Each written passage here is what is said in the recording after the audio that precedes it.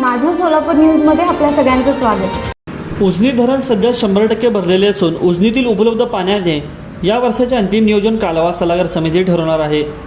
शेतीसाठी 15 जानेवारीनंतर उजनी धरणातून पहिले आवर्तन सोडले जाणार आहे। सोलापूर शहराच्या पाणी पुरवठ्यासाठी समांतर जलवाहिनी झाल्यामुळे यंदा शेतीसाठी उन्हाळ्यामध्ये एक वाढीव आवर्तन मिळणार आहे। सोलापूर जिल्ह्यात यंदा 2 लाख हेक्टरवर रब्बीची पेरणी झाली असून उजनी धरणाच्या डाव्या व उजव्या कालव्यातून जिल्ह्यातील 1,53,000 हेक्टर क्षेत्राला थेट पाणी पोहोचते। अतिवृष्टी व महापुरामुळे अडचणीत सापडलेल्या शेतकऱ्यांना रब्बीच्या पिकांमधून चांगल्या उत्पन्नाची आशा आहे।